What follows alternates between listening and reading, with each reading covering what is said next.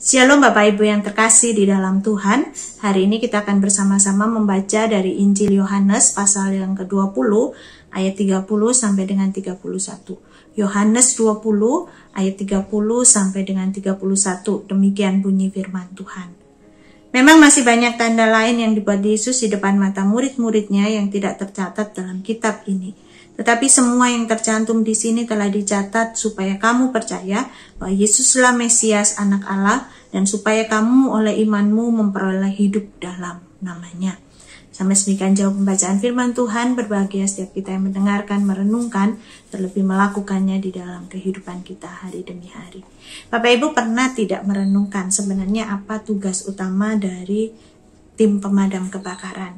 Kadangkala kita berpikir bahwa tugas utama mereka hanyalah memadamkan api. Tetapi sebenarnya ada hal yang jauh lebih penting yang menjadi panggilan utama mereka, yaitu untuk menyelamatkan orang.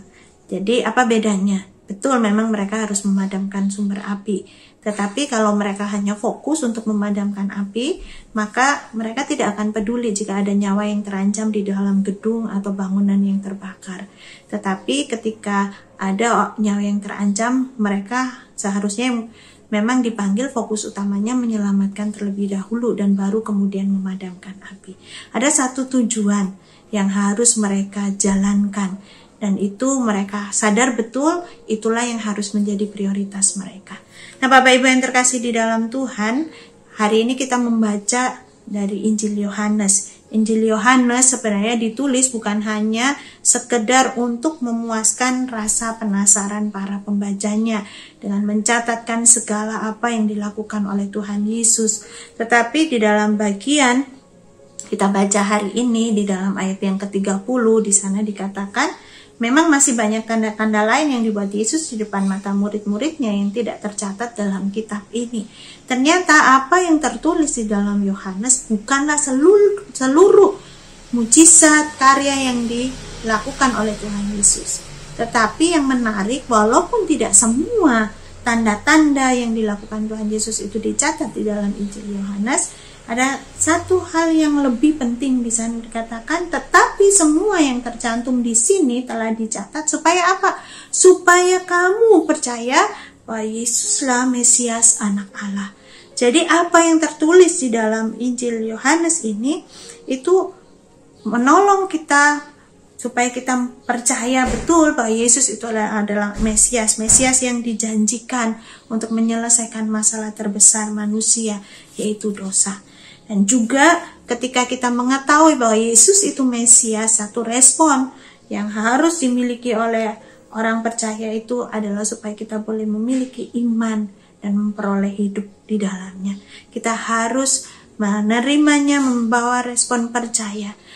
Apa maksudnya respon percaya? Yaitu kita betul-betul tunduk di dalam kuasa Tuhan, taat akan perintahnya, dan menjadikan dia Tuhan dan Juru Selamat di dalam kehidupan kita. Bapak Ibu yang terkasih di dalam Tuhan, bagian ini mengingatkan saya secara pribadi. Seringkali di dalam membaca Alkitab, kadang kita begitu sibuk mencari data-data yang menurut kita membuat kita penasaran. Tetapi kita kehilangan makna sesungguhnya. Bagaimana kita boleh berjumpa secara pribadi dengan Sang Mesias itu. Dan akhirnya membawa satu sikap percaya, ketundukan penuh kita kepada Dia. Hari ini ketika kita membaca firman Tuhan, kita masih diberikan kesempatan untuk membaca kebenaran firman Tuhan. Apa yang kita rindu, kita temukan? Apakah sama seperti tujuan yang dituliskan oleh Injil Yohanes itu supaya kita percaya bahwa Yesus itu adalah Mesias, Anak Allah, dan kita boleh merespon di dalam ketaatan kita kepada Dia. Bapak Ibu yang terkasih di dalam Tuhan, ingat Alkitab ditulis bukan hanya sekedar untuk informasi, tetapi Alkitab ditulis untuk mentransformasi setiap kita. Biarlah kebenaran firman Tuhan hari ini menolong kita untuk menjadi pribadi-pribadi yang benar berkenan di hadapan Tuhan.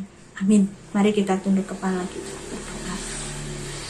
Tuhan, kami bersyukur untuk pagi hari ini. Engkau mengizinkan kami sekali lagi diingatkan bahwa firman Tuhan yang boleh Tuhan berikan kepada setiap kami bukan hanya sekedar untuk menjadi informasi bagi kami, tetapi ini seharusnya mentransformasi hidup kami. Kami boleh semakin memahami bahwa Yesuslah Sang Mesias yang dijanjikan sejak perjanjian lama itu, dan Dia berkuasa mengalahkan segala kuasa di dalam dunia ini. Dan biarlah kami boleh percaya sepenuhnya, bahkan di tengah-tengah situasi yang tidak menentu sekalipun, kami yakin bahwa Allah kami adalah Allah yang sanggup membebaskan kami, Allah yang sanggup menyatakan pertolongan tepat pada waktunya.